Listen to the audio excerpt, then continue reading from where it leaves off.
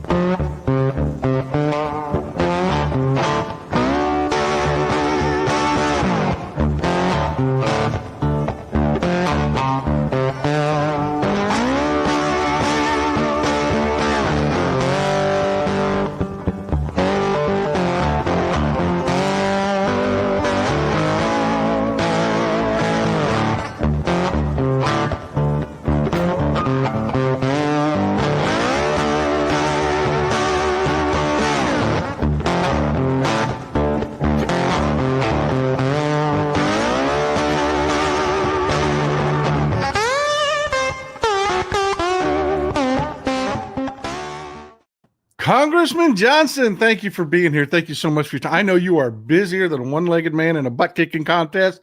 These days, there's a lot going on. Thank you so much for your precious time. I know we don't have you for very, very long. So whenever you've got to go, just holler out and tell me, and we'll thank you so much for your time. I do appreciate you. Darling, I'm here as long as you need. And, I'm a big fan, and so I'm so excited, but I wanted to show you my coffee cup.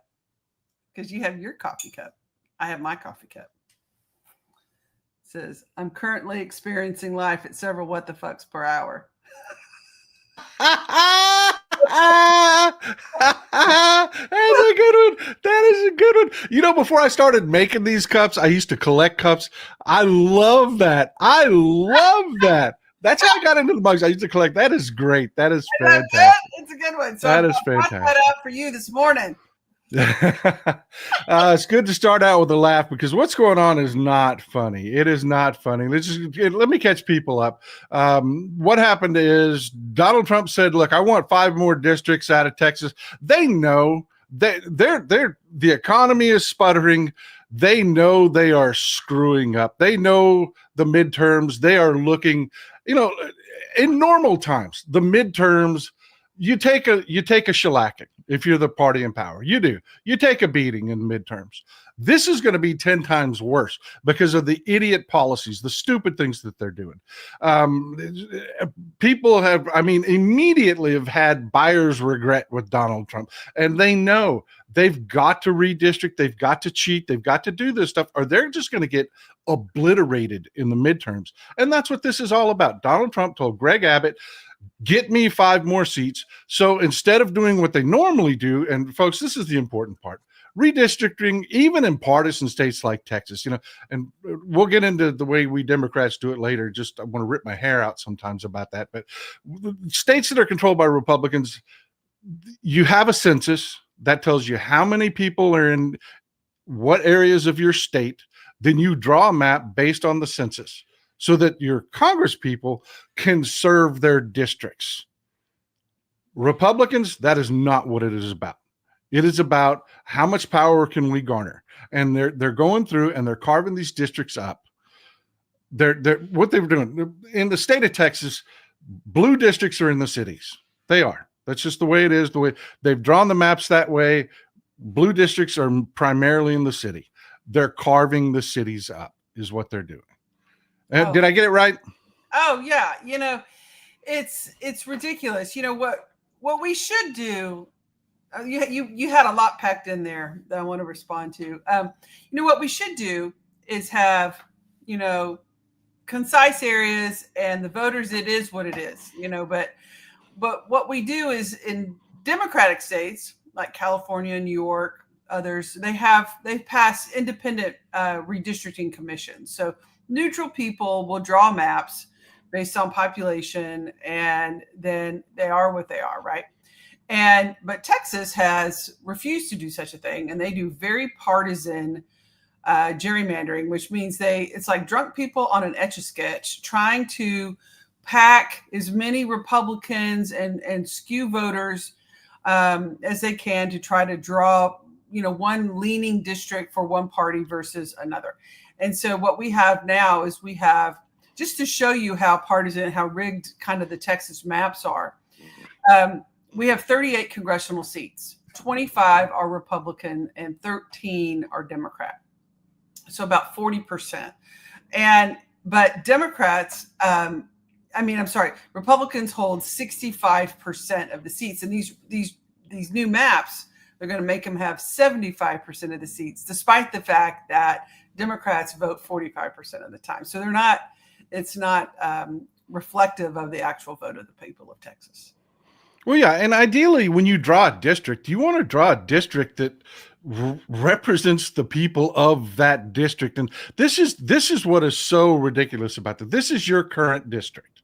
This is the 32nd congressional district, which you represent in the United States House of Representatives. Right. That is a district that, while there is some diversity there, it is basically an urban district with many of the same concerns everywhere in there. Right. It's not an ounce of farmland in that district. Right. Right. Right. Lot of farmland there. Right. This is what they're drawing your district into. Mm-hmm. Just to give people a taste so that they understand. This is the proposed 32nd district now, the brown area that you see there. Mm-hmm. Folks, as someone from Texas, let me tell you, from everything from this one little wedge right here by Dallas out, there are no people. I mean, there are no people. There's farmland. There's a handful of people. You're talking about people know what lake communities are like. You don't have a lot of permanent residents on lakes. You've got a lot of lake houses that people go to on the weekend, things like that. This area is as rural as it gets now, with what? One little slice. It looks like they sliced Plano in half. Am I right about that? Yeah, they did. And they pretty much cut about 20% or 15% out of 32, my current seat, and paired it with, all these rural counties, almost to the Louisiana line, all the way up to Upshur County. And the thing is also, it's almost like 200 miles across. We serve a lot of people. So who's driving the 200 miles? Is it the 200 miles from the folks at the eastern side of Upshur coming to, Carrollton, Texas? Or is it the folks? How do you serve all these people like that? And to your point, the interests are very, very different. Rural Texas has a lot of issues agriculturally, water rights. There's all kinds of issues that are facing them. In urban area, and I have 62% renters. Affordable housing is a big issue right now in Dallas County, and other things like that, and wages. And so there's just different interests, different needs. I mean, I'm supported by the Farm Bureau. I'm endorsed by them. I'm pro-farmer. We have to have our own agricultural supply, and our farmers need to succeed. But the issues are very different than what we have here in Dallas County. And but it's just, they took, Paul, they took 32 and divided it into 7 different congressional seats. Yeah, look, let me just, for the people so that they understand, you would be my congressman now. You would be. I am way the hell out in the piney woods, out in the sticks. The 2 major industries where I'm at, or well, let's say 3 major industries where I'm at, are oil, timber, and cattle. Mm-hmm. Not your primary industries in your current district. I mean, you have the corporate part of it there, but where the actual rubber meets the road of oil, industry, and cattle is my district. Not only do that, we have very different water issues than just if you start, as I hop on the highway, whether it be 80 or 20 or whatever, and start driving towards Dallas, it is not long before I wave goodbye to the piney woods. Right. And I'm in the Great Plains. I'm in the bottom of the Great Plains. Just geographically, what you have to represent is so disparate. You're going to be urban. You're going to be Dallas. Granted, Plano's fairly affluent, and you know what I mean? That region of Dallas, you're going to have to represent their interests, their water issues, which is they're going to have to get water elsewhere. I mean, there are no big lakes in the middle of Dallas to draw water from. I mean, you got to get it, right? Right. And then you've got to represent the plains, which you're talking about you're talking more actual farming. Then you're going to have to represent East Texas, which is going to be ranching and timber. Yeah. And you're going to have to be up on all of those industries. There is no freaking way someone can be as good as they've got to be in every one of those. I mean, just geographically, they're so different. And it's just all because, the thing is that they're really hurting the people of Texas, right? From getting the advocates, to your point, the full advocates that they need. Well, I welcome you to Texas 32, and maybe you and I need to go on a tour, go visit some folks, go raise some hell. I have a John Deere tractor. I can talk to these folks, but it's the part of the problem is, Trump knows he's underwater. Abbott is just licking his boots, and the Texas GOP is just falling in line. And they know this is harmful to their people. And the Republican congressional delegation, none of them want this. All of these maps are being moved around. Folks put a lot of effort into getting to know their constituents and a lot of time building relationships so that people have their cell phones and they can talk and they can say, hey, Congresswoman, I have a thing. And they know me. And, it takes a lot of effort to get to know 800,000 people. And now they're just tossing all that throughout the state. And everybody's going to have to get to know new folks and build new relationships and just pretty much start all over. All because, Trump's paranoid about losing because he's going to. And then Abbott will do anything to keep the orange puppet master happy. And then now we have Paxton and Cornyn in a bully contest to see who can be the biggest asshole. And so, they're all trying to be the biggest one. And at the end of the day, Texas voters are the ones that are going to suffer. Which, great point about Paxton and Cornyn. That's what this is all about. A lot of people don't realize this. This is bullshit. This was complete and utter theater. The entire thing was theater. If you don't know what's going on, John Cornyn is getting the shit kicked out of him by Ken Paxton.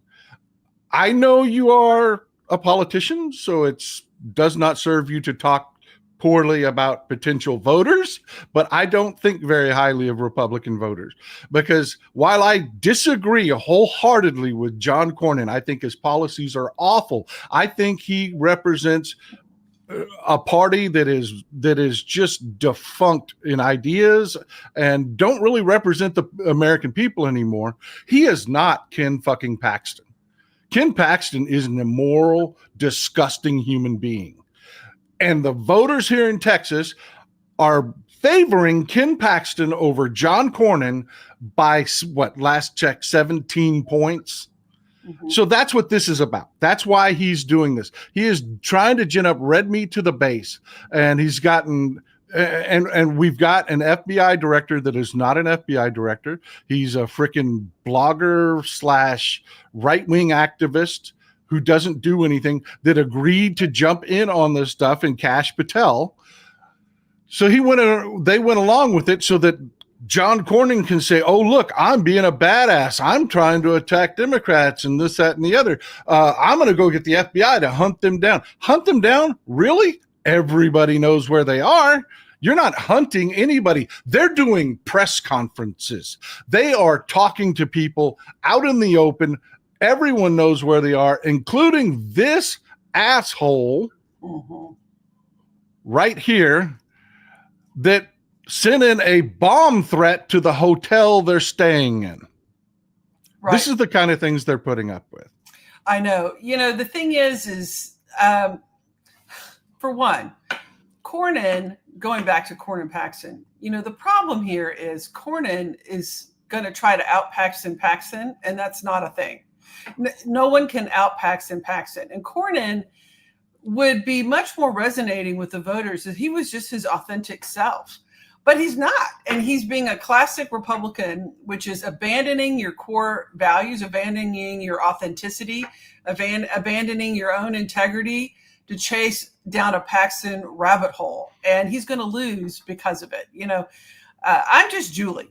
People, I am the same regardless of who I'm talking to. If I'm talking to, left Democrats, moderate Democrats, independent Republicans, conservative Republicans, I'm just the same. And that's just how it's going to be. And I think Cornyn has made a decision that he can no longer be himself and he needs to try to be a clone of Paxton, and that never ever works. If you can't be your authentic self in politics, people don't have to agree with you on everything, but they want to know what they're getting. They want to know that you are the real deal and that what you say is what you're going to do, and that you have truth and accountability and authenticity to the process. That's kind of what I've learned in politics. And then with respect to this FBI thing, the thing that is such bullshit about all this is that these are civil warrants issued by the Speaker of the House, and the only enforcement is to bring them back to the House chamber. There is no criminal action. There is no extradition. There's no criminal process for the FBI to get involved. And they've got no purview here. This is just a big political smoky hoo-ha screen to try to make them look like they're doing something. But at the end of the day, quorum break is a tool of the toolbox. It's part of the rules. It's part of the tools that Democrats have. And the fact that they're utilizing that tool shows great bravery and courage, because they're bringing all this crap to bear to put all this pressure on them. But, I broke quorum with them in 2021 when I was in the Texas House. And these folks, I was up there in Chicago. They're strong, they're committed, they're firm, and they need to hear from Texans out there showing them some support and some love. Yeah, that whole FBI thing, folks, I know it's bullshit. It is staged, performative bullshit. There's nothing that gets the FBI involved in this.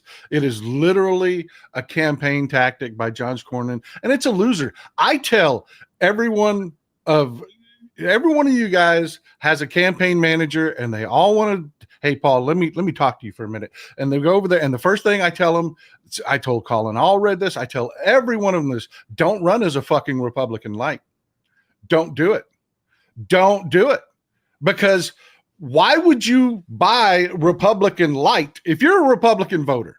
You're a Ken Paxton voter. You're already morally challenged. You already are. Why would you buy Ken Paxton light when you can get Ken Paxton for the same price? Right. I agree completely.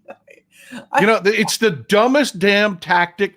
Let me run down to the border and let me do a commercial at the border talking about I'm strong on the. What the fuck are you doing, man?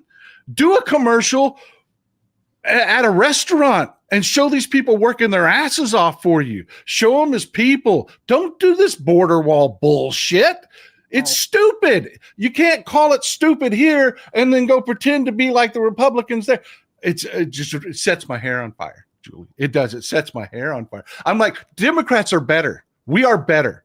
We are better people. We're better at governing because we'll do the boring shit. We will. I mean, you've seen it. There's a lot of boring shit that happens in Congress that nobody wants to know about. They don't want to hear about it. Well, but it's the job, man. And we'll do it, Right. The thing is, there's a huge difference between Republicans and Democrats, and at the end of the day, Republicans really only have policies that really harm the working folks. I mean, they really do at the end of the day. And they have brainwashed these people. It's the old LBJ thing, if you can make one man feel like they're better than somebody else and you can pick his pocket the entire time, and that's kind of what they've done, right? They've made all these, white rural voters in particular think they're better than immigrants. and and that they have no value. And so as long as they think they're better than somebody, then they're going to go along with this Republican bullshit. At the other end of the spectrum, Democrats, we favor everybody.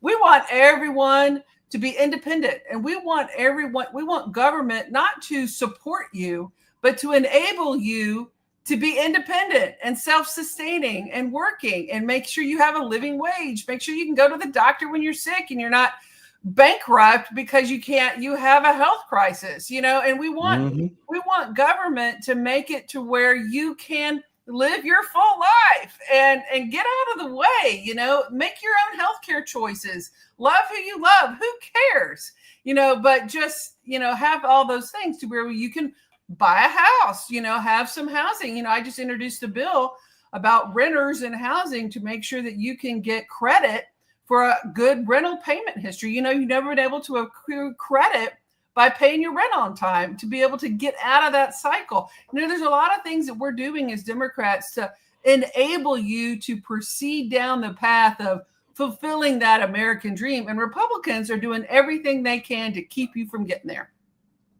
Well, I tell you, Julie, you're hitting it on the head. What I always say here, Democrats will keep the damn lights on. They will see a problem and they will go fix it.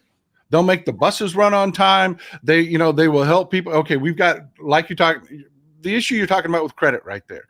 A lot of people don't realize the difficulty and how renting doesn't really help your credit score like having a mortgage does, and what that will do to change life for future generations. But here's the thing that I try to talk to every Democrat I talk to about. It's the old adage, and forgive my language here, Julie, I'm sorry.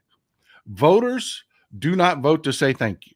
If voters voted to say thank you, Democrats would hold every damn seat in every aspect of every government in every state in this entire union. They would, because we will do the work. We will do the work, and we focus on, okay, here's a problem. Let's fix it for the people. Even if it means serving corporations, it's like, hey guys, we got to have jobs. These corporations need help. We'll even do that. I mean, but we do it in interest of the people, so they've got jobs to go to. It's not just serving. Oh, let me give you another tax cut, buddy. Oh, you're going to pay for my private club membership. Oh, well, thank you. I mean, it's never that. Democrats will do the damn job, but voters don't vote to say thank you. They vote to say fuck you. 9 times out of 10, that's what they do. And we Democrats have to do that. We have to focus on this shit. Look at this shit. Mid-decade redistricting to cheat because they know they're fucking losers. I mean, things like that. I was talking to Vicki Goodwin about that. God, I love her to death. That woman is so smart. I mean, she is just, you'll listen to her talk and your mouth will fall open. Vicky's great. Because she's forgotten shit about the subject you're talking about that you will never be able to learn. She knows so much, she's forgotten more about it than you'll learn, But I'm telling her, Vicky, you got to throw some elbows. You got to this, that, and the other. And she's like, talking about sincerity and what you were talking about. She's like, that's not what I do. She just told me straight, that's not what I do. That's not going to happen, So, yeah, I mean, I'm still pulling. There's other of us that can throw some elbows that are I'm a little bit more feisty. I love Vicky. She and I came into the Texas House together in 2018. And, I throw a little bit more elbows than she does. But, I think that Democrats, what you're seeing nationally too, with this redistricting fight, because, so Texas did it. And then initially Democrats across the country and some of these other states were like, well, we have independent maps. We can't do anything. And we're all like, bullshit, you can do something. And so Texas Democrats went and met with the governor of New York, met with the governor of California, have been doing all these things. And now I think Democrats across the country are realizing this is war, and this is the rules are different. There's that Abraham Lincoln quote, times are anew, so the actions must be anew. And that's kind of where we are. We're in a different time. And I think it's time for Democrats to take the gloves off. We can't protect all the normal norms. We have to engage in hardcore warfare because the future of our country is at stake and we can't hold back. And I think California needs to get its map dropped, and Maryland needs to drop theirs, and Washington State needs to drop theirs. And this is a national fight about the future of our country and who's going to be sitting in that chair certifying the 2028 presidential results when Donald Trump tries to defy the Constitution and get a third term. This is what exactly along the lines of what you're saying. This is what I try to do for you, is I will talk to these people. And for some reason, I don't know why, I can say shit that will get other people canceled. I mean, just straight up freaking cancel. I mean, but they'll listen to it from me. Your authentic self, people see you. I love your show, and I'm so happy to be here. But because you're you, you're just being yourself, and that authenticity just comes through, and people gravitate to it. Well, look, what I'm trying to do here, thank you, I appreciate that. That's very kind of you. But what I'm trying to do here is, like, take a Vicky Goodwin. Let's talk about her for a second. She is going to be an incredible lieutenant governor. She will be. She's a savant with the process, but she really needs us. When I say us, I mean these people in the chat right here, are the community we built. She's going to need somebody out there swinging. She's going to see somebody throwing hands. She's going to need people. And one of the things that I have tried to do is move that window from Democrats being, well, let me tell you about my policies, to us out here in the streets fighting the dirty fight. Mm-hmm. And there's a lot of people that get turned off by it. They're like, that's not us. And it's like, whoa, wait a minute. Let me explain us. In California, us said, well, we're going to be fair about redistricting. We're going to set up a nonpartisan panel that's going to do it. Ohio didn't do that. Texas didn't do that. Red states all over the country didn't do that. So basically we said, we're going to set our weapons down because we're going to lead us to the promised land. And the Republicans said, thank you. So I run to these people. I run to everybody that'll listen and say, look, my Democrats got to get a little dirty here. And you got to have their back, because we can't be clean, pretty, perfect angels all the time. We've got to get in that ditch. We've got to fight with those Republicans where the Republicans are. Fuck the high ground. And you've got to forgive them for that. I know you want them to be that. You put them up on that pedestal, but we've got to be there. They've got to know that when it's our time, when we control Texas again, and we draw a blue as fuck map that's just looks like the Gulf of Mexico flowed right into our state. It's so blue. You have to have their back, because that is the nature of politics. Politics is war without having to kill each other. And I am fighting desperately for Democrats, just pulling them back down. It's going to be okay. We're going to have your back. I promise you.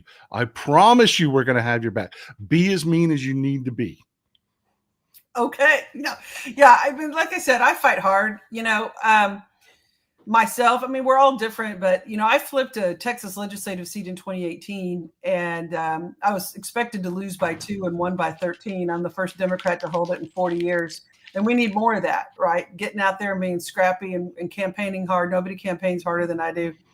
And that's what we got to do. And I think part of it is, with podcasts like yours and shows like yours, and we need more of it. We need more content to reach folks, and we got to get out there. And I'm so happy that we finally are getting some Democratic based or, normal value-based conversations that are getting into the ether out there, and it's not so right-wing dominated. We need more of this, and we need to go more places and get out there and do some stuff. If you ever want to go on a live road show in Texas, I'm here with you all the way. And we just have to get out there and go meet folks and go wherever. Let's go. Huh? Oh, I'm ready. I am so ready. We can go to Gilmer. We can go to Greenville. We can go all kinds of places. We can go to Pittsburgh. We can start going. And, but I think that, we need to get to these folks, because part of the thing is a communication. Whenever I have a chance to sit down and talk to voters and just really talk and answer questions and really break down these issues, all these light bulbs go off. And they're like, I haven't really heard about it that way, or I've been just listening to this one thing. I was block walking one time for this past campaign, for example, and I knocked on this door and I talked to this voter. He was probably a 25-year-old Hispanic guy. And I asked him, I said, "Are you going to vote?" And he goes, "Well, I don't know." I said, "Well, what issue is most concerned?" "Well, I'm really worried about boys playing girl sports." I said, "Well, why are you worried about that? Are you trying to play girl sports? Is that something that you're trying to do?" "Well, no, ma'am." I said, "Well, do you know anyone that is trying to do that?" "Well, no, ma'am." I said, "Well, then why is that your number one issue? Why are you not concerned about, do you have a job?" "Well, no, ma'am." I said, "Well, aren't you worried about some economic opportunity to get you a job? What about housing? Why are you here living with your parents?" "Well, what about a wage? Would you like somebody to focus on your minimum wage?" He goes, "I never really thought about all that." And I said, "That's where your head needs to be, son. That is where you need to be thinking. And why are you focused on something that has absolutely nothing to do with you, as opposed to focusing on a policy that has everything to do with you?" And he says, "I really appreciate this. I'm going to go vote. I'm voting for you. Thank you for this conversation." But, part of it is you have to get out there and have conversations. I agree with you 100%. 100%. And that's what I'm trying to do here, is to keep the conversations sane, to mock them for those stupid conversations that they want to have. But I think, truthfully, we've got a unique opportunity here. Mm-hmm. You're in the House of Representatives. You are part of our armada. At the head of our armada is Hakeem Jeffries. You guys are all sailing in the same direction. And I'll be honest with you, on a lot of these social media platforms, these people, and it was part of the 2025 project, was for them to blitz forward with a bunch of horrific crap. And then there's really no legislative answer to a lot of it. It's got to go through the courts. There are already laws that these things oppose. There are already, So there really isn't much for you to do there. But people are like, "Well, where's my congressman? Why aren't we fighting?" It's like, you have no idea what they're doing. You have no idea how much they're actually fighting. You have no idea that every time these people sit down with a Republican across from them, that Republican is like, "I want to take Medicare." And that's where the negotiation is starting. The Democrats are fighting their ass off for everything you need every day. And you're like, "Well, what are the Democrats doing?" But this, I believe, Julie, has been a beautiful wake-up call, because people are like, "Well, why is this happening? How can this happen?" Well, this is what you get when you elect Republicans. Right. And they told you what they were going to do. They just didn't listen. People didn't believe it. He said, "I was going to go round up every immigrant in this country," and people didn't believe that it'd actually do it. And that they said, "Well, they're only going to be for the really bad ones." And all these people that said, "Well, I never thought it would happen to me." All these federal workers that voted for him, I never thought I would get fired. I was fine with everyone else getting fired, but I'm not fine with getting fired. And I think people are having a real wake-up call as to, I have an expression, people say, "Well, I don't really do politics." Honey, well, if you don't do politics, politics will do you. Yeah. Oh, yeah. Oh. And a lot of people are getting done by politics right now. And I think they're realizing that government does affect them. We've had this challenge in Democratic outreach to get people to realize that politics and policies really do affect their lives. And I think people are seeing that up close and personal right now. And this is the challenge that we've got is you've got, I call them the fake left, and they're dummies like this person. Our I don't know if you notice, our audience, they're above average. They tend to be professionals. They're incredibly intelligent people. I will be talking about something, God forbid I misspeak Oh my God, they will call me out real time, and then I will get email. It's great. It is freaking great sitting with these people. It is. But every once in a while, we get a dummy that comes in here, like this person, that has no freaking clue. Not an audience member of mine. If they were an audience member of mine, they would know what Democrats are doing. They would know how y'all are busting ass and how y'all are fighting these Republicans at every freaking turn. Everything that comes before Congress, it is literally a fight.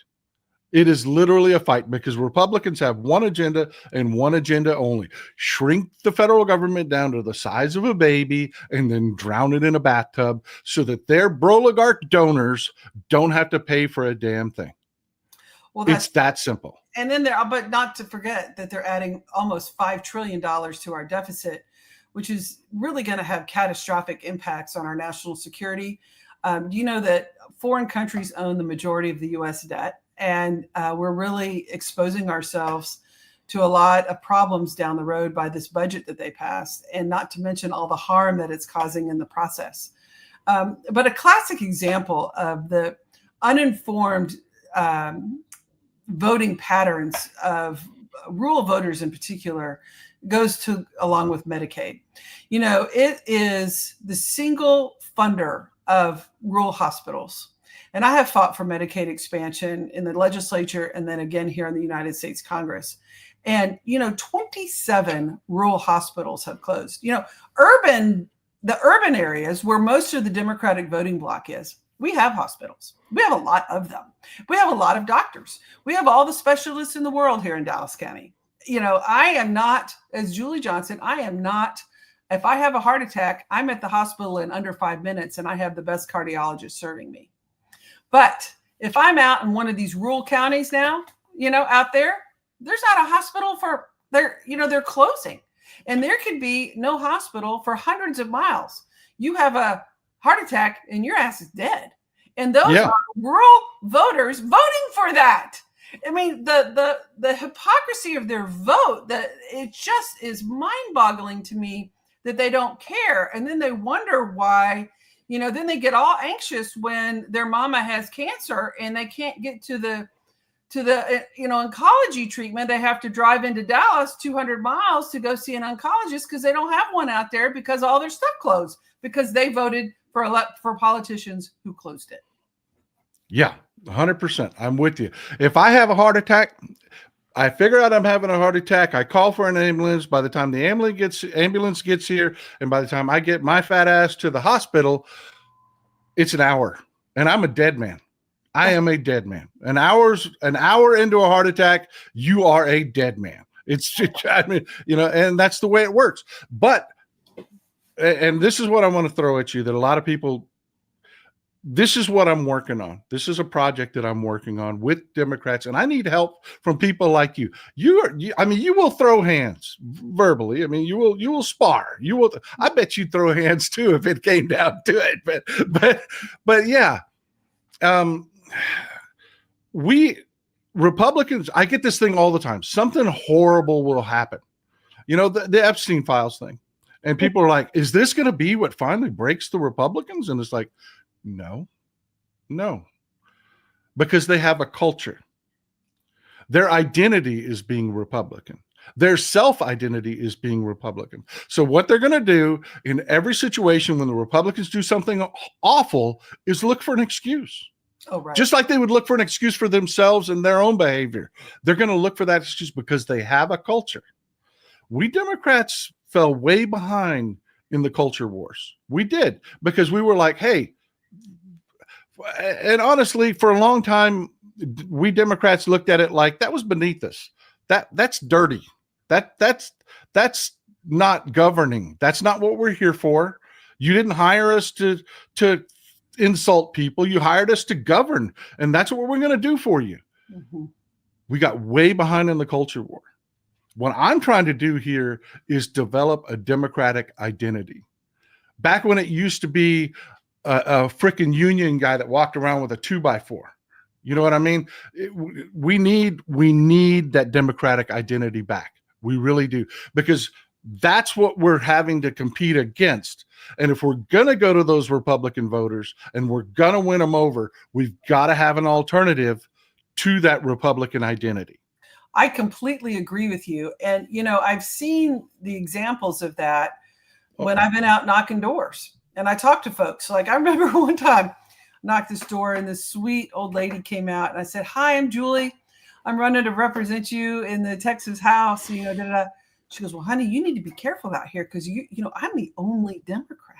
I'm like, "Man, I hate to break this to you, but would you see this app on my phone that shows all these dots of your street and in your neighborhood of all the Democrats I'm here to go talk to?" I had no idea. I said, "Well, yeah, it's because you're all in hiding, but that doesn't mean you're not there." and you know, it's about getting out, and then people are like, "Well, honey, you have my vote. I got your vote." I said, "Well, would you like to put a yard sign out?" "Well, no, I don't, you know, I'm not willing to do that because I don't want people to know." And I'm like, that's part of the culture problem. You know, we have to have people out there who are going to say, "You know what? I'm a fucking Democrat and I'm damn proud of it." And and that's it, you know, and go out there and be okay with that. And I think it's about having candidates that are willing to get out and talk to folks and just empowering people. But you're right. And I think it goes back to going back to this previous election. You know, everybody knew that Donald Trump was a corrupt, morally bankrupt individual. And Kid diddler. That should not be in elected office. And these Republicans are like, "But I just can't vote for a Black woman." And so here we are. And then, but so how did they justify it? Well, they justified their vote for Donald Trump. "I can't have trans people in sports.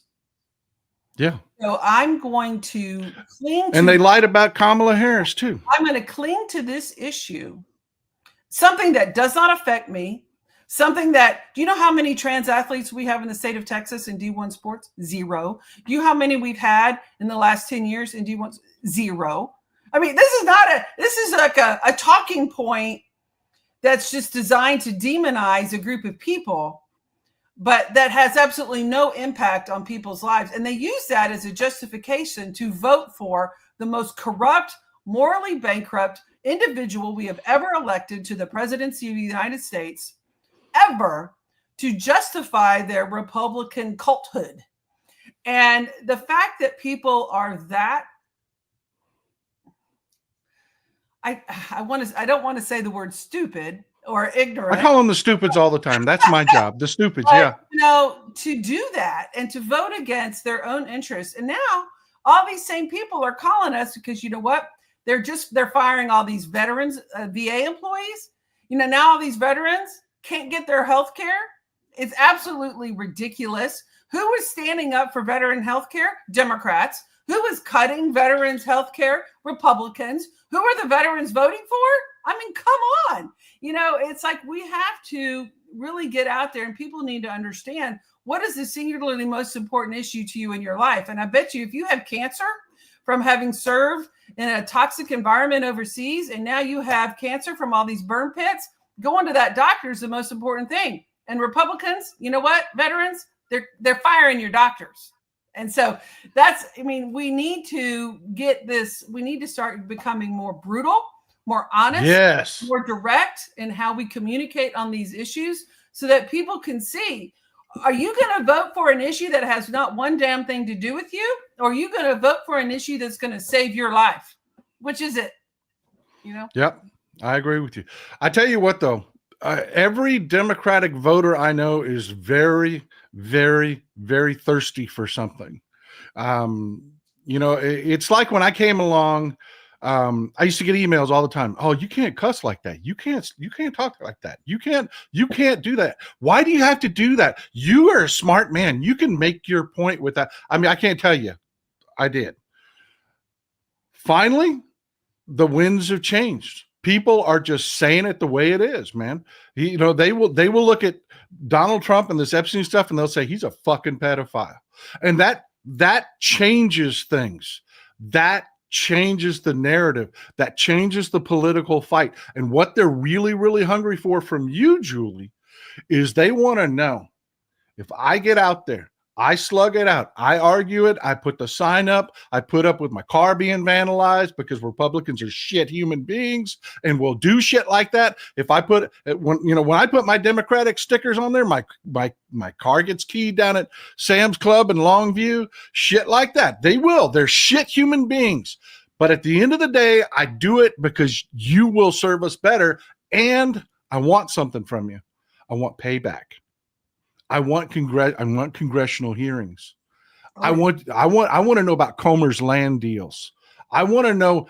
I don't want you to be, oh, my friend, and let's work it out. No, I want it to be, come here, James. Pah! You know what I mean? Punch him right in the fucking throat. I want an attorney general. I put this out yesterday. Okay, you want to involve the FBI in a state issue? Fine. I want my next head of the FBI to make Kash Patel look like a fucking Boy Scout. I want a partisan that is so damn blue that if he accidentally cuts himself, I mean, literally bleeds blue all over the floor. They don't want. Yeah. I'm all here for it. I'm here for it all day, and I think, yes, 100%. I think one of the biggest failings of the Biden administration was Merrick Garland. It was a weak attorney general and should have done so much more. And I think Democrats need to own that and say that out loud and say, yeah, we can learn from the mistakes of previous administrations. We need to acknowledge. I think one of the things that Democrats have done is they've been, well, we don't want to criticize. I'm like, that's bullshit. We have to call it when we screw up too. And that way, it gives us the truth in what we're saying. But I agree with you. I think the attorney general spot, both in the state of Texas, this upcoming election, we have Nathan Johnson and Joe Jaworski, two very experienced lawyers running for the AG's position. We've got two great folks. Garcia's running too, I think. Yeah. Anyway, sorry. I don't know. I just know Nathan and Joe. And so, but, I think the attorney general's race here in Texas is fundamentally critical. And then also federally as well, to your very point, and then having oversight. This is really, at the end of the day, what Trump's worst nightmare is. He can't stand the thought of Democrats having the gavels because of this very issue. All of a sudden, we can issue subpoenas to his administration. All of a sudden, we can force them to come in and testify to us under oath. We can defund the executive branch. We can do all kinds of stuff and make his life a living hell. But the worst thing we can do is to put his people under oath and hold them under penalties of perjury and put their ass in jail for a long time when they come lie to Congress. And because that is really what this whole redistricting thing is about. Is because he doesn't care about the individual members of Congress. He doesn't give two shits about these Republicans, the Democrats. This isn't about Julie personally. This is about numbers and seats and whether or not he has to be subject to the subpoena of the United States Congress. Amen. Amen. Hallelujah, sister. Preach, baby. Preach. Let's go to church, Paul. Let's go. I'm telling you. I am telling you. This is exactly what we're talking about. And I'm telling you, as somebody that deals with people, talks to people, please take my word on this. They don't just want to get back to good government. They don't. No. There is a thirst and a hunger on the Democratic side. They've seen Republicans do things that, again, I'll just call out, calling the FBI to get involved in what's going on here in Texas. They've seen the Republicans not give a shit about norms. They've seen the Republicans be flat out insulting to us, and they're really tired of it. And you bring up Merrick Garland, perfect example. I tell Democrats this all the time. They're like, well, we want to make sure that that the Republicans feel like we're representing them and as much as our Democrats do. So we're going to nominate Merrick Garland, and I said, no, what you're saying is there's something wrong with being a Democrat, right, is what you're saying. Whenever you meet them halfway, you're saying there's something wrong with my way. that your way has legitimacy, and it doesn't. It doesn't. Democrats are better. Democrats govern better. Democratic outcomes are better. The schools are better. You know, Oklahoma, the last time they had a Democratic government, Oklahoma schools were needed, they had work to do. They did. They were like 32nd in the nation. Republicans have been running the state 50th in the damn nation. Yeah, 50th in the damn nation. Democrats are better. Stop compromising. Stop acting like that they have legitimacy over there. No more Merrick Garlands. Everybody should be, and I don't know if you've seen our mascot, Blue Thunder. They should have that tattooed on their damn arm. You know, because he's got a tattoo on his arm that says "Ride or Die Democrat." I mean, you know, I'm telling you, that's what. Ask these people. Watch the comments. How many of you out there are ride or die Democrats that are looking for somebody that's going to just bloody their knuckles? Let's see the hearts and skulls. Watch what happens in the chat here. Yeah, I'm telling you. Follow me, Julie Johnson, Texas, and Rep. Julie Johnson. Get in line with our stuff, man. We need folks to join our conversation. You know, that's one of the obstacles that we have. You know, is that we post really great content all the time, but we just need people say, "What can I do at home?" I'm like, well. You can support Democrats, you can volunteer, you can donate money, you can do all those things. And if you can't do any of those things, for the love of God, at least be part of the conversation, at least be a social media warrior, you know, at least help dominate the areas with what Democrats can do. And so like, comment, and don't just scream at the TV from the privacy of your bedroom, you know, get out and be present in the conversation. This is going to cost Texas Democrats that make $7,200 a year. Right. It's going to cost them $400,000 to break quorum. By the time the fines are done, it'll be $400,000. This shit ain't free, people. These people understand it. The people in our audience, they get it. They understand. I'm saying this for people that trip across this in the replay and understand. This shit ain't free. Right. It ain't free. You know, people are screaming, "Don't you dare take that AIPAC money." And I'm like, no, take it. Take it all. Because every dollar you don't take goes all to the Republican Party. Take that money and then do the right thing anyways. Right. Take the money, because these lights don't stay on for free. They don't. This all costs money. These people that are out there breaking quorum for you, fighting redistricting, that are making sure that people have representation. And I'm telling you, folks, the feeling in Democrats is very different. This ain't going to be no Tea Party. Last time they tried this taxation without representation thing, we had a Tea Party. That ain't going to be what you get this time. It's not. Democrats are in a very, very different place. And I'm telling you, folks, if you can't contribute, like Julie says, be a social media warrior. If you can postcard. If you can door knock. Do what you can do. But there is no place for someone to sit on the sidelines anymore. That's right. Because we're fighting, you know, you've seen the oligarchs here. Well, the best thing that we can do, and what I want people to understand is, especially because I know that the scope of this conversation is about redistricting, is the war is November 2026, Election Day. That's the war. This is one battle in the war, and we may or may not win this battle, but the war is that. And so the question is, let's say this map passes and we have this new Texas 32. How many of you out there in these counties are going to help us flip it?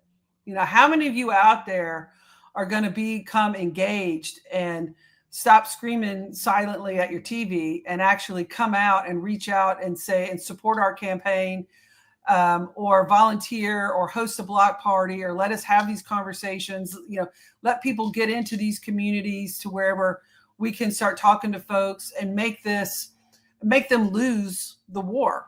Because that's the best thing that we can do, is win some damn elections. And that's what we have to do.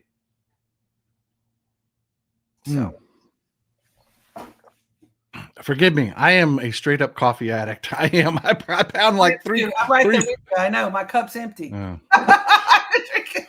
This is the one that's driving me up the wall. Same person had the dumb comment earlier. She's made some good comments, and then she comes back with another dumb comment. No more strongly worded letters. No more waiting for approval to drop. It does not work if you have to fight. We need fighters. No more sitting back. I try to explain to people, elections matter. Yeah.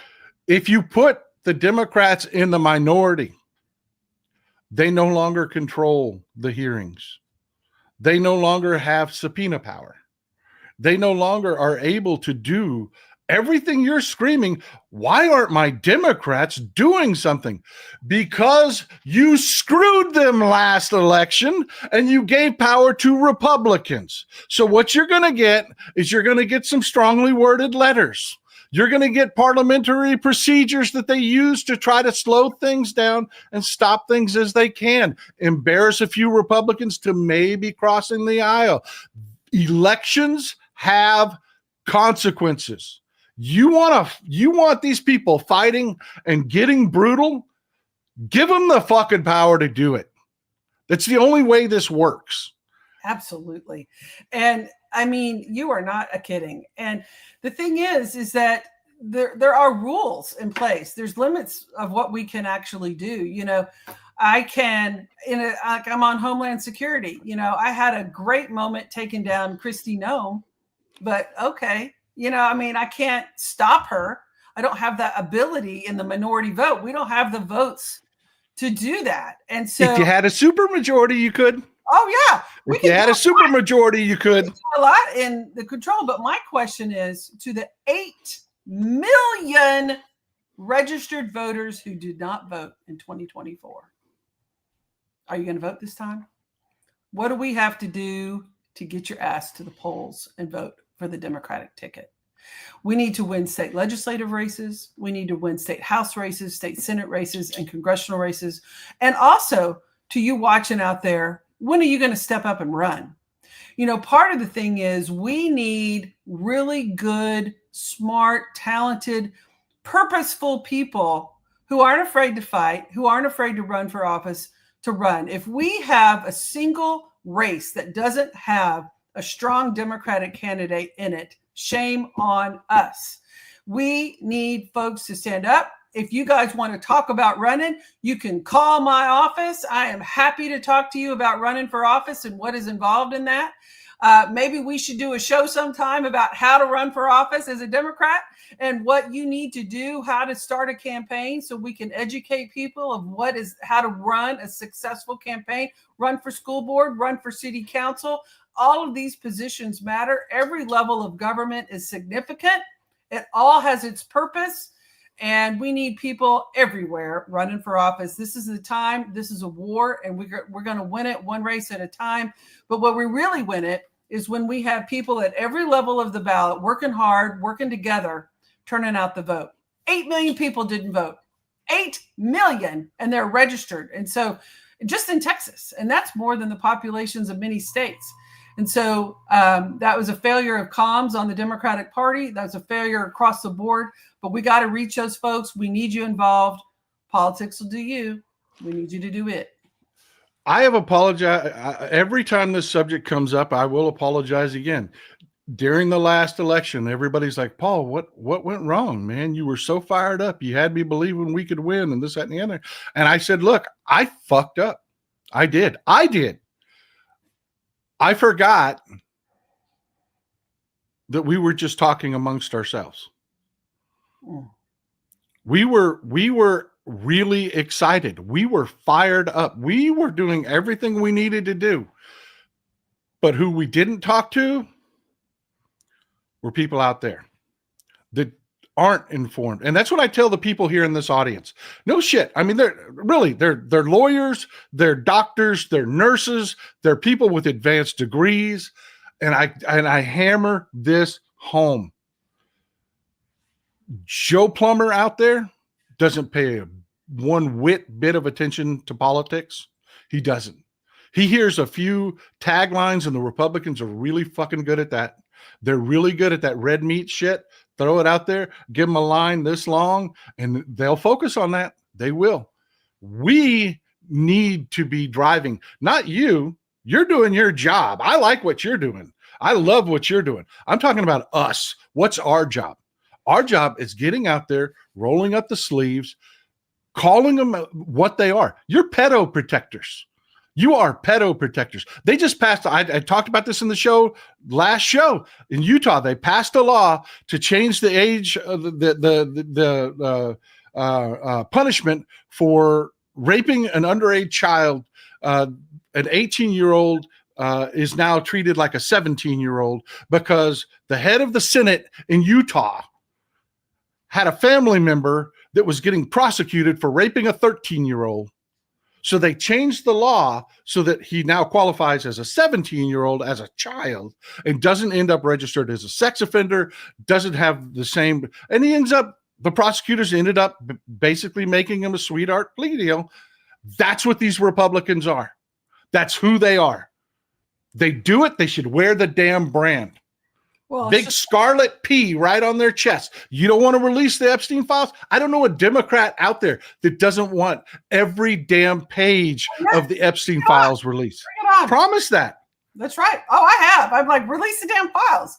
I mean, I totally agree with you. And the Epstein files is a fascinating political analysis of republicanism, and in terms of Donald Trump. And it really shows, I think, encapsulates who Donald Trump is. Creating this whole thing, this conspiracy about the Biden administration, release the files, release the files, release the files. There's this conspiracy they're trying to protect, Now he's in office, and now that he's in the files, oh no, we don't want to release the files. We don't want to release the files.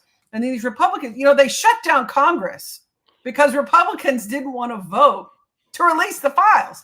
They sent everyone home to avoid an Epstein file vote. But yet they're just, criticizing Democrats for not being home to protect the rights to vote. It's crazy. And so now these folks are going, did Donald Trump lie to me? Or what's going on with these Republicans? Their base is just seeing up close and personal the hypocrisy of Donald Trump, the hypocrisy, how in his pocket and how lack of courage, what puppets Republican members of Congress are. He says jump, they say how high. And, it's the craziest thing. And so these Epstein files, every Democrat wants them released. To all you out there who's concerned about the Epstein, let me be very clear, release the Epstein files, prosecute every human who abused these girls to the fullest, period, full stop. Amen. Love it. Bring it on. Love it. Look, people, what the Democrats are doing here in the state of Texas, they don't make shit. $7,200 a year. They're being fined $500 a day. They barely make $500 a month at their job. So not only are they not getting their, they're losing their pay at home because the pay for being a congressman in the state of Texas is so meager that everybody that's in Congress must have a job. They must pay the bills. They must have a damn job. And while they're breaking quorum, they're not at their job. They have to feed their kids. They have to keep the lights on. So I need you to go to Democrats.org and I need you to fund these people. It is the only way to do it. Folks, it ain't free. Yes. Is there anything you'd like to add to that? Well, I was going to say there are some different websites. I have Don't Mess with Texas. That's a thing. And .org, .com. I think it's .com, but it's a Act Blue. Don't Mess with Texas. And then there's Rigged. There's a website. It's like Rigged Democrats. It's the House Democratic Caucus. It goes directly to their efforts.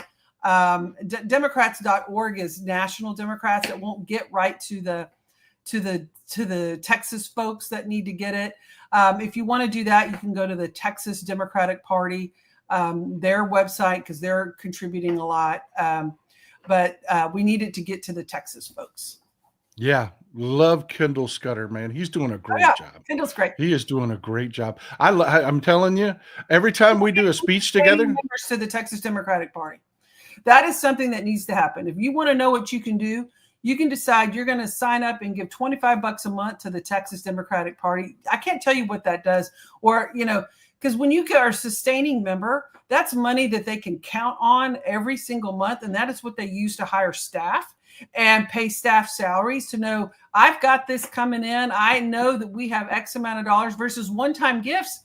You don't know if they're ever going to come back. So I'm a sustaining member. I encourage everyone else to be at whatever you can give. If it's $5, $10, $100 a month, whatever it is, become a sustaining member to the Texas Democratic Party, and that will help Kendall. It will help us all.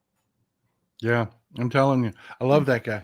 Every time I see him, every time he gives a speech, I'm like, you need to can that and sell it.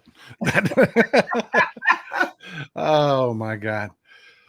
Well, look, it has been wonderful talking to you. Thank you. You've got an open invitation anytime you've got an important agenda item or anything you want to talk about, or re-election time, you need to come back. You are amazing. You are you are what people need to see. You are what people need to see out of their Democrats. They need people that are willing to get in there, to tell it like it is, to speak like a normal person, and get it done. You're fantastic, Julie. Is there anything else that you'd like to add in? Or no, I just want to say thank you for having me. It's been great. I'd love to come back. I'd love to be a regular, and I have to work on my coffee cup challenge to see what I can do to give you a run for your money on our coffee cup challenges. But no, and just to all of you out there, my message to you is this: have hope, have perseverance, have determination. This is not the time to get into a pity party. This is not the time to be weak. This is the time to be strong for yourself, for your children, and for our future. And there are plenty of us out there working our ass off to help you and to be out there in the fight. And we need your support. Follow us, send us help, contribute to our campaigns, all the things, but mainly vote. Get your parents to vote, get your kids to vote. I'm going to end with one story. When I was first running for office, my son was 18 at the time, and he put out more yard signs than man could have. I was like, and then it came time to vote. I said, well, honey, are you going to vote? He goes, oh, I need to do that? I'm like, for the love of God, what are you talking about? And it occurred to me, mamas, our job is not over. You think you've raised good citizens, but you got to train them how to vote. And so, it's that 18 to 30, but 18 to 25-year-old grouping. They need our help. They need our mentorship. They need your leadership as a parent to make sure they're registered, and to make sure they actually go and vote for things that are give them a better future. So the fight is worth fighting. I'm in it. I'm here with you all in Texas. Paul, a treat to meet you. It's my pleasure. It is my pleasure. We do need to get together more often. We really do. Let's raise some hell. Let's do it. If they end up redistricting your district, I'm telling you, let's get out there to every little small town there is and raise some hell, man. Let's do it all day. All right. You guys have a good one. Thank you for being here. I appreciate you. Sir. Appreciate the time. She's amazing, isn't she? Texas is full of them. She is amazing. And I'm telling you, folks, this is what I'm talking about. These are the kind of people we need to give power to. She gets it. She just gets it. And with the type of things that are going on in the country, we need people like Julie to have more and more and more power. We do. We just do. Because things like this are going on. Oh, God. I want to talk a little bit about tariffs today. The 7th rolled around, and Trump already tacoed out. Several people got Mexico got an exemption. Exemptions are flying everywhere. So the Dow isn't going to collapse because, they figured out these tariffs aren't going to, they're not going to fly. The economy's already sputtering. And then you've got things like this, folks. Your toaster has computer chips. Your blender has computer. There's nothing you're buying that doesn't have chips in it. And they're going to tariff chips by 100%. I mean, do I even need to get into the economics of that? I mean, do I really even need to get into the economics of what slapping that kind of tariff on computer chips? Thanks, John, for always being here, my friend. I appreciate you being here with the big support. I mean, folks, look, and it's not just computer chips. I want to talk about not just inflation. I want to talk about hyperinflation. They tariffed this. They tariffed gold. They slapped a massive tariff on Switzerland. Here's the list, by the way. You can go to CNN and you can actually see a list of what the tariffs are on individual countries. I want to talk about 3 that are in the top 10. Switzerland here at 39%, Syria and Brazil. CNN they did a good job. They did. This is the actual headline. If you just search this headline or part of this headline, you'll get to this article, and it's got a list. It will tell you exactly what the tariffs are. This is the best list I've found. Most of them are pretty jumbled. This is actually a really good one. So yeah, stick to this particular one. Kudos to CNN for handling it. But let's start with Switzerland. Switzerland processes 50 to 70% of the world's gold. Offhand, that may not seem like much. I mean, it seems like a lot of the processing, don't get me wrong, but it doesn't seem impactful. So you don't buy jewelry, right? No biggie. No, it is way worse than that. Just a couple principles here that we got to talk about. If there are 10 companies, 9 of them are foreign, 1 is American, and you tariff the 9 companies, what does the American company do with their prices? They raise them. They would be stupid not to. So any tariff they apply on a foreign country, you're applying to yourself just in the purchases. Then on top of that, the tariffs are 100% paid by us. The tariffs are all paid by us. We're literally taxing ourselves. Tariffs are a stealth sales tax. Think about these things when we start talking about the costs in goods compounding, because it doesn't just apply to the foreign goods. It applies to your goods as well, because your domestic company, if we slap a 25% tariff on any nation, they're going to raise their prices. Your domestic company is going to raise their prices 24%. That is the new price hike. Now I want you to think about something else. This is the part that is just really freaking enraging me. I've told you over and over and over again, the Trump administration is full of morons. Glenn Kaneko, thank you for being here. Please repeat those websites for donating to the Texas Democrats. We will. I will actually go back and add some to the comments. I will. I'll go out and add them to the description. Vincent Day, thank you for being here. Thank you for being here, and thank you for supporting the show, my friend. Jordan, Trump now has Stephen Moore to lie about the economy. Stephen Moore's a freaking idiot. He has never gotten anything right in his life. Donnie got a pretty statue with a gold base from Tim Cook, so Apple doesn't have to deal with tariffs. Yeah, he's doing carve-outs and exemptions to people that will bribe him.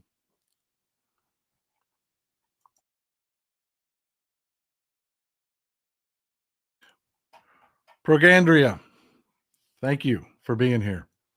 Skeet Sayre, I was done, but this is insane. U.S. gave Taiwan commercial chip in the 80s, and we are 10 years away from getting back homemade production. My father helped create the F-22. The U.S. economy is over, if true.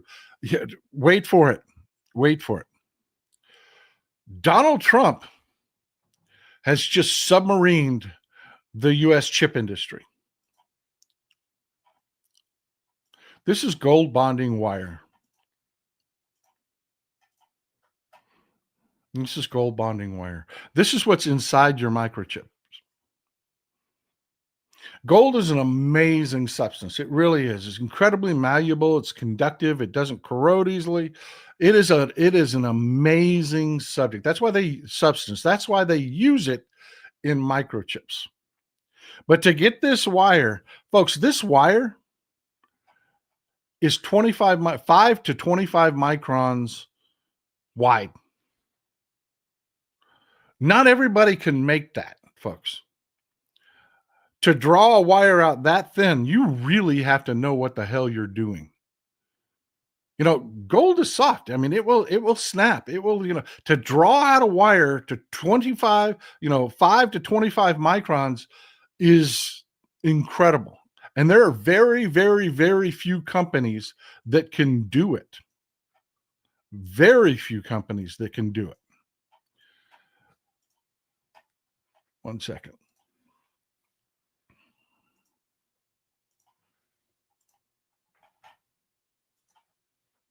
This is California fine wire. It's about halfway between LA and San Francisco. Not only do they make that incredible wire that you see that they make microchips out of, they make the equipment to make that wire.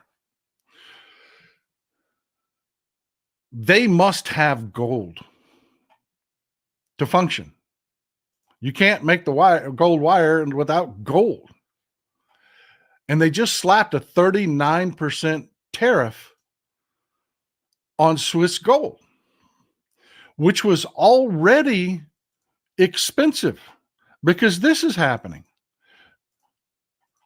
Switzerland has been refusing to take Russian gold to put pressure on Russia to end the Ukraine war. So gold has already been expensive. The commercial ingots, everyone thought when they slapped these tariffs on that they were going to exempt the 100 gram into the ones that the commercial size ingots. Everybody thought they were just going to, we won't do that because it'll just cripple our economy. Oh no. Oh no. The dummies in the Trump administration absolutely tariffed gold out of Switzerland, because the president of Switzerland, who was a woman, sat down with Donald Trump, and apparently she didn't give him the feels, so they think that is some way to punish Switzerland. No. They're punishing us. Folks, do you know what happens to local chip production? Do you know what's already happening to the cost of gold bonded wire? This is already very expensive specialty stuff. The reason in most electronic devices, the chip is the most expensive part. Duh. Not only is it made with gold, it is made with gold products that are incredibly, incredibly difficult to manufacture. And you just took those manufacturing facilities and made their costs skyrocket. What do you think that's going to do to every single product? Again, and I want to draw your attention to, this isn't just a them issue. This isn't, you're going to get the morons that are going to say things like, well, just buy American.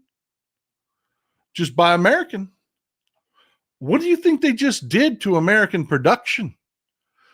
Again, Switzerland refines 50 to 75% of the world's gold. And you just tariffed it all. Okay, follow the dots. The gold that the gold wire manufacturers use to make the gold wire just got 40% more expensive. 39% is 40%. 40% more expensive. Just the base material. What do you think happens to gold wire prices? It goes through the roof. So AMD, who doesn't make gold wire, they buy gold wire. They're going to sit there and you think they're just going to absorb that cost and not charge more for their chips? Heidi, thank you for being here. Thank you so much. Heidi, I call her Superwoman. She's amazing. She is amazing. But yeah, I mean, do you think that they're just going to just eat that? I mean, there's about half a dozen companies out there. There's California Fine Wire, there's Amatec, there's Haraeus, there's Tanaka, Tetsuda. These companies are the only companies that make this product. They buy their bullion from Switzerland. China digs ore, sends it to Switzerland, has it refined, buys it back from Switzerland, and makes electronics with it. What happens to the cost of those chips? They're going to skyrocket. That's before we talk about the problems with the gallium and everything else that's involved that this administration has screwed.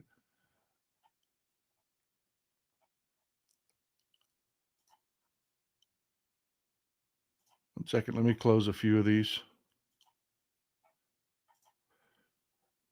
Imagine what that's going to do to your costs going forward. They're going to skyrocket. They're going to skyrocket. And it's not going to take 2 years. This will happen in a few months. The effect of this will happen in a few months. Now everybody's assuming he's going to taco out.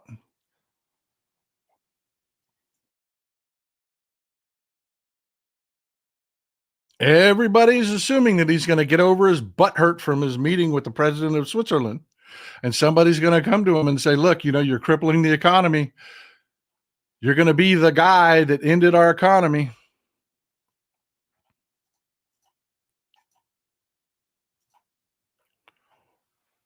And everybody's assuming he's going to taco out.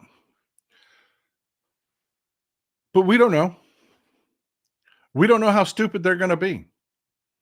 We really don't. And I want you to think about that. Not only are domestic producers going to raise their prices because they can, because, capitalism, domestic producers' costs are going through the roof. Look at Ford. They're like, we have no profits to show you this year because our costs went through the roof. And those companies that are in industries that can't raise prices will go bankrupt. Then you will have fewer choices, and capitalism, your prices will go up. And that's just one small portion of one nation's tariff idiocy. And there you go, Laura Yates. Do the prices ever go back down? Not really. That's what I said when they started talking about these tariffs. These things they're like ticks. Once they're dug in, it's damn near impossible to get them all out.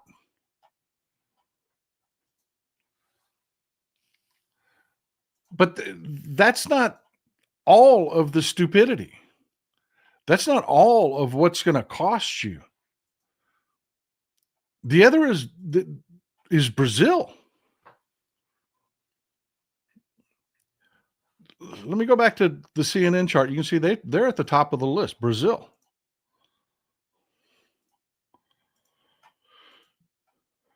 %50 tariff on Brazil. And this one went into effect. There was no carve out. Folks, that's your coffee. Folks, that's your meat. We've talked about it before, just the agricultural stuff that we buy from Brazil. Just the agricultural stuff is going to skyrocket. Prices are going to go insane. And they really slapped this one. No carve out, no nothing. This one really went into effect. 50% tariff on Brazil. We buy, yes, bananas. We buy, we actually buy some oil from Brazil. So you can expect your oil prices, your gas prices to creep up. Chocolate, yes. They're a trading partner that we really had no significant trading issues with, because the things that we tend to buy from them, we really couldn't buy from other places.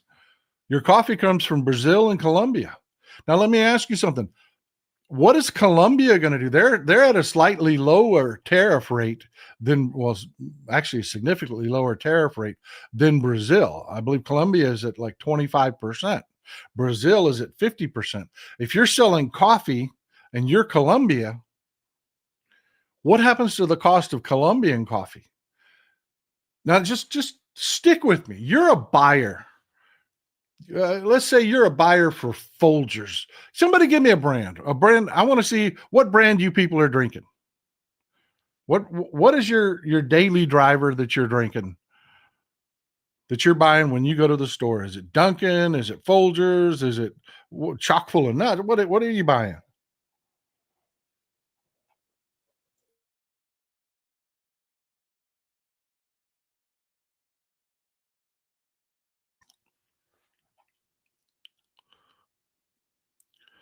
A lot of times, let's go with Pete's. Let's go with Pete's. I like Pete's. I like Pete's coffee. Several of y'all sent me Pete's coffee, so I know I like Pete's coffee.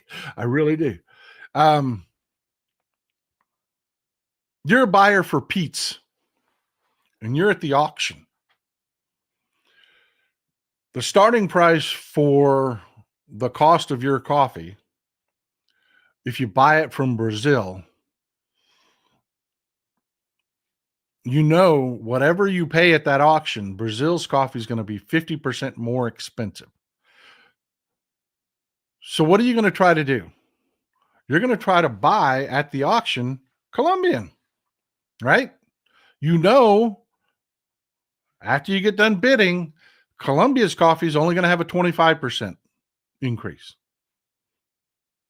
Brazil's is going to have a 50%. So you're going to aim at that Colombian coffee, right? All the buyers are. What does that do to the price of Colombian coffee? Drives it up through the roof. Where does the Colombian coffee's prices stop skyrocketing? At the same goddamn price that you're going to end up paying for the Brazilian coffee. That's it. So what did Trump do? What did Trump do? He made your coffee much, much, much more expensive. And he made a lot of money for Colombians, because now you're going to pay taxes on both Brazilian and Colombian coffee. So it's going to be much more expensive. But the Colombian coffee got much more expensive at auction, because right up into the point where there was a 50%, the additional 25% differential between Brazilian coffee and Colombian coffee, people paid more and more and more for the Colombian coffee because it makes financial sense.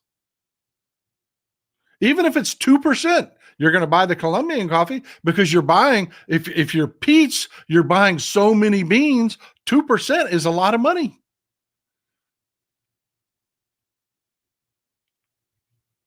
So Trump's tariff made Colombians a lot of money, but it cost Brazilians a ton of money because people are going to buy less coffee from Brazil. So our good friends, the Brazilians, are now really pissed at us.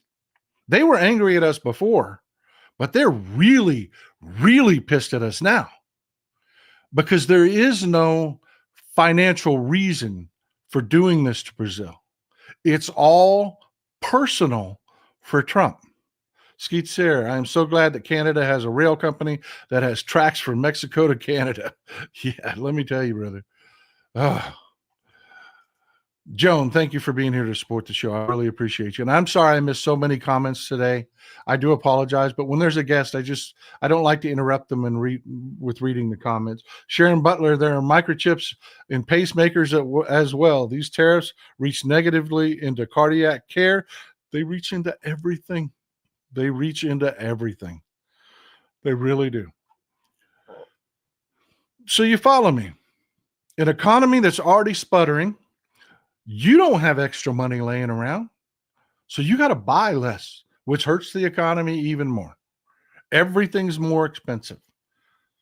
But the government is taking in more revenue that they can pass on to the oligarchs because you're now paying a sales tax.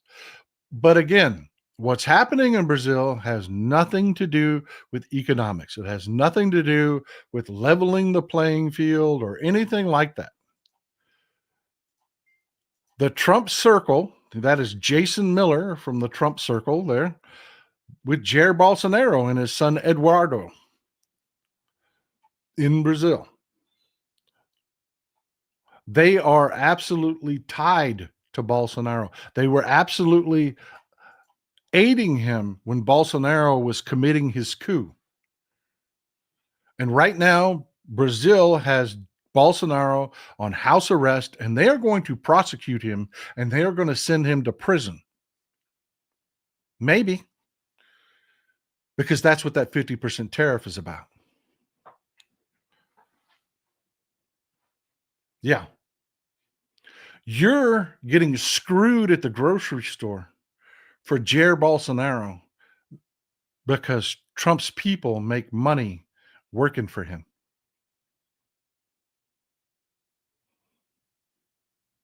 There is no economic justification for a 50% tariff on Brazil. None. There is not an economic argument to be made. It is all personal. It is Donald Trump trying to protect Jair Bolsonaro, and he's trying to help out his people that make a living down in Brazil. And I'll give you another reason. This is Alcantara Spaceport. Brazil has been really just had some amazing growth. They have. They've really gone from being what most Americans think of with Brazil as kind of somewhat third world and somewhat no, not at all. Not at all. Brazil is a powerhouse economically. They have grown, their infrastructure has grown. They have built a spaceport. They're doing what every first world nation does. What Brazil is trying to focus on, because here in the United States, we have our own port. Our people, and you've got Tesla down here in Texas, down in Boca Chica, has built their own port. What this is designed to do is to contract with companies like Ukraine, other companies that are fostering their own ability to launch their own satellites. I promise you, these tariffs are designed to end Alcantara. Because it's slowly been growing. And they've entered into contracts with countries like China, Ukraine, several countries in Europe have agreed to launch smaller satellites out of Alcantara. You're going to get screwed to try to keep people like Elon Musk's monopoly in the satellite game. And I mean screwed badly. I don't know if you folks have been to the grocery store in the last week, but me and Mrs. Texas Paul were shocked. We were absolutely shocked the last time we went shopping. It was insane. It was just insane what the prices are right now.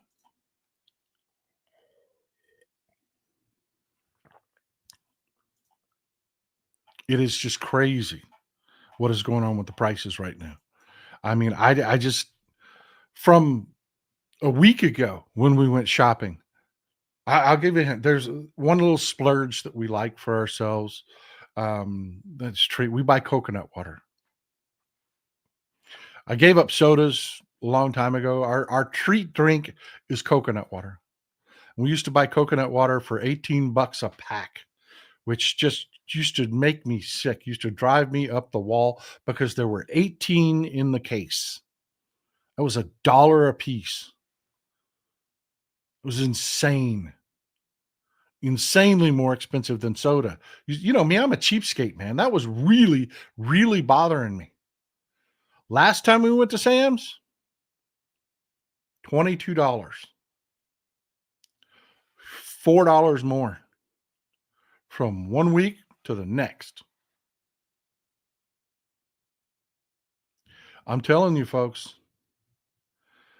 this is rough. This is rough, and it's hitting home, and it's going to hit home in more ways than one. Because if you go to the next thing on the list, the next country on the list, it's Syria. Syria. Why the hell would you slap a 41% tariff on Syria? Syria is not an economic powerhouse. They are not. They've got their two major industries are oil. They've got some. I showed you where the oil is in the northeast portion of Syria and why it's going to be a problem for the Kurds later. We talked about that on another show. They've got oil and they've got textiles. Those are their two major industries. They grow cotton. They sell raw textiles to the EU. Some nuts, minor industries are, the nut industries, and some oil, cooking oil. But no, this is not an economic powerhouse. Why would you put a 41% tariff on Syria, which is an emerging nation?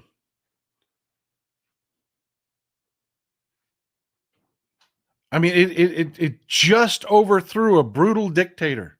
Its new leader, Ahmed al-Shara, is doing everything he can to go out and explain to people, this is a new Syria. This is a new day. No, I'm not going to. Yes, I came out of a very, very, very troubled background in that, we were, radical soldiers of Islam, but I will not do that as a leader. I am not going to attack. There isn't going to be Shia versus Sunni. There isn't going to be, we're not going to persecute Christians. We're not going to do any of that.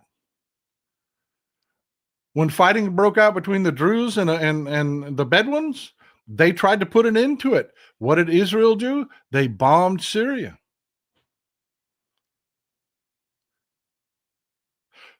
For Ahmed al-Shara to succeed, he must get Syria's economy rolling. It's in America's interests to help them do that. A stable, peaceful Syria, prosperous Syria, is in America's interests. Why would you slap a 41%, one of the largest tariffs on any nation? Why would you do that? And this is why I love you people so much. As I'm saying that, boom, this comment pops up. Monica Meadows, help Russia and Israel. And not even really Israel. It's helped Netanyahu and the radical right in Israel. The Israeli left wants stable neighbors, peaceful neighbors. It's only Netanyahu and Putin that want these countries destabilized. Because Netanyahu has no influence in Syria. He's got no enemy to sell his people, and he's got no influence in Syria if it's a peaceful, stable nation. We are literally going to tax you, because tariffs are nothing more than hidden sales taxes. We're going to tax you at a rate of 41% just to keep Syria down, to keep Syria from growing and stabilizing, getting their economy on track. And I want you to think about this, folks, from this aspect. America's place in the world.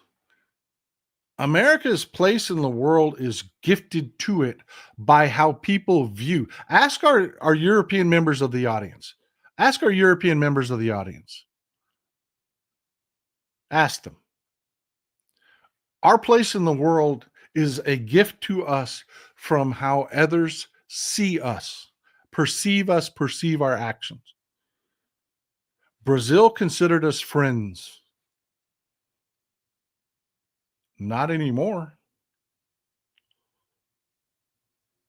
And if you were our allies, if you're Europe or our friends in Africa, people that are doing business with Brazil, they see this. If you are, as you just saw Macron and Ahmed al-Shara together, if you are Europe and you're working to stabilize Syria so that you don't have a huge influx of people that you have to take care of that are fleeing, this tariff just to serve Israel, what does that do to your relationship with us and how you view us?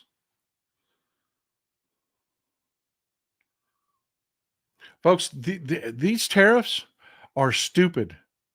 They cause a lot of long-term damage. They are going to destroy everything we built with the CHIPS Act. All of those chip companies that were moving here, that 100% tariff on chips isn't going to affect them because the cost of their gold just went up 40%. More than 40% by the time you figure in the processing, having it drawn into wire. These are morons. They don't understand the big picture. These are fools. They're driven by bigotry. They're driven by hatred. They are bad people. And they are inept at running our government. Because I will tell you this, folks, I give a shit about you. I really do. Every red flag, I put a post up the other day, just broke my heart. Everything that happens, there are things that that happen when the economy is faltering, and you can tell where it is in that process when certain things happen. One of the things that's just happened is animal shelters have seen their populations explode. In many cases, by 50%. That actually happens, folks. When the economy goes into recession, people dump their animals. It's just a sad fact.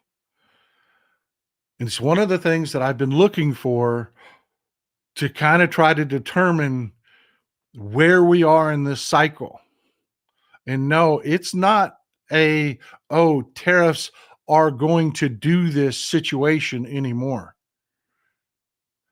When people are dumping the dogs, they're dumping them because they're already hurting. Our economy is already in the shitter. And everything they're doing with these tariffs are the opposite of what you have to do to reduce the time of that recession and the depth of that recession. They are making it worse. We can't control that. You can control what happens in your house and your life. And I'm telling you, folks, I try to give you good information. Live your life and your finances as though the bottom just fell out of the economy, because it did. It just did. And if you don't believe me, when the show is over, call your local animal shelter and ask them what's happened over the last few weeks. How many more animals did they take in?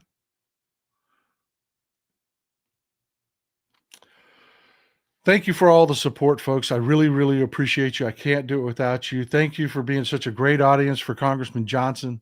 Help the Texas Democrats out. Do it. I will get in touch with Kendall Scudder here in a minute after the show, and I will go in and I'll do an edit on the description, and I'll add a good link for you if you want to directly support Texas Democrats, because like I said, they only make like $7,200 a year as legislators. They all have to have jobs, and all of these people that are breaking quorum had to leave their jobs. So yeah, any way we can help them out, I am truly grateful. I appreciate you being here. Let's keep up the good fight. We can fix this. We can turn it around, but we have to do it. We have to take the power in the midterms. Get involved with your local Democratic Party. It's not all about money. It's not all about money. It's not. There's a lot of really good people out there in our audience that are like, hey, man, I'm just barely making it. You got to quit asking me for money. I can't. I'm not asking you for shit. I'm asking you to help other people. But if you can't, I get it. I've been there, man. I've been there. I get it. But there are things that you can do. You can talk. You can get out there and you can tell people what shitbags these Republicans are, these damn pedo protectors. You can be a social media warrior. You can postcard. You can volunteer. You can get involved with your local Democratic Party. You can. Help them do the things that they can do so that we can turn this around, because this is about to get very, very painful. The Republicans in this big ugly bill tried to time things so that it wouldn't hit and hurt them in the next election. A lot of the most painful cuts don't happen till late into 2026, so that most people won't feel them. No, they're screwed. This economy has tanked. Prepare for it. I love you, folks. Enjoy some Texas cities at night.